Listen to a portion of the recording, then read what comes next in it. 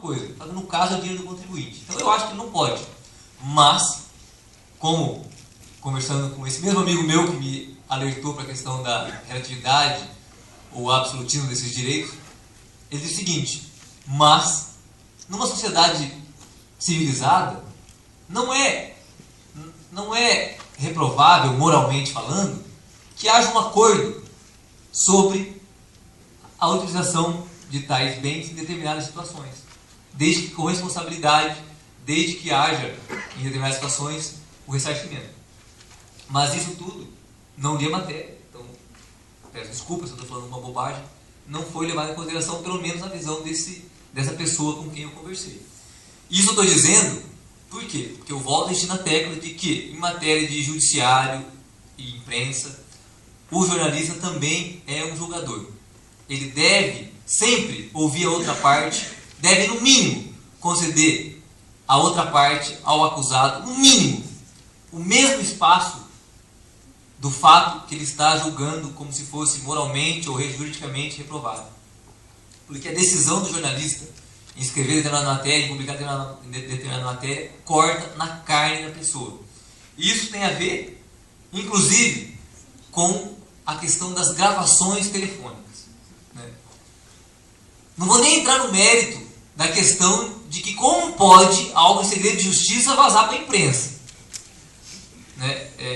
Está lá em segredo de justiça, de repente aparece em todos os canais de comunicação a fala de determinada pessoa envolvendo uma situação criminosa. Por mais que a sociedade tenha direito de saber, essa pessoa tem direito de indenização perante o Estado, que não poderia ter sido vazado. O Estado tem dever de guarda para que é segredo de justiça. Se não for ninguém responsabilizado pessoalmente, o Estado pode ser responsabilizado. Mas, o outro aspecto disso é o seguinte: de novo, o jornalista como julgador. Uma palavra fora de contexto pode acabar definitivamente com a vida e a moral de uma pessoa. E o problema é que as pessoas, enquanto utilizando o telefone, enquanto conversando, falam de maneira resumida, falam por gesto. Eu faço audiência, as pessoas conversando comigo, eu faço uma pergunta e ela fala não é? Eu dou o exemplo de um amigo meu que me liga e me fala assim: aquele processo lá deu certo, mas eu já ciente de que isso pode ter algum problema, eu já pergunto: espera lá, só para eu entender, o que você está me dizendo é que aquela ação do auxílio moradia envolvendo todo o juiz do Paraná que está sendo julgado no Supremo teve uma decisão favorável? É isso? Não, é isso. Ah, tá. Porque se pegar uma ligação, alguém ligando para o juiz, dizendo: olha, aquilo lá deu certo, joga, vai cair dinheiro na sua conta? Bom, a conclusão óbvia desse contexto é que esse juiz é corrupto. Né? Mas na verdade ele está falando do processo de auxílio moradia envolvido pela associação, está falando do Supremo, com base na simetria, que foi dado um voto favorável e talvez a administração do Dr. Friedman deposite na conta dos magistrados atrasados. Era isso. Mas isso não está na conversa, está implícito. Então por isso que também o jornalista, de novo eu friso, deve se comportar como um julgador. Não pode pegar uma frase descontextualizada e colocar.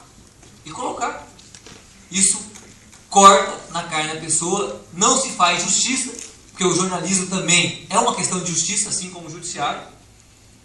E esse princípio basilar, que eu reputo o mais importante, deve ser estendido não só para a entrevista, não só para a interpretação dos fatos, não só para as gravações, mas também para as imagens. Não é porque eu estava vendo agora na Folha de São Paulo, o ministro Marco Aurélio foi fotografado junto aos advogados, numa festa de aniversário, junto aos advogados dos principais réus do mensalão. Bom, mas não é porque ele estava no mesmo ambiente, no mesmo aniversário, que ele tem alguma relação pessoal com aquelas pessoas. Não é porque ele está cumprimentando aquelas pessoas que a decisão dele vai ser viciada. Só que, mal colocada essa foto na imprensa, o que se passa para o leitor é que vai terminar em pizza. Isso aí tudo é marmelada. Veja, são amigos. Mas será que são amigos mesmo? Ou a imagem é que induz a essa conclusão que não corresponde à realidade? E o dever de resposta? Por isso, Marco Aurélio, nesse exemplo fictício, a foto é real, mas o exemplo desse sentido como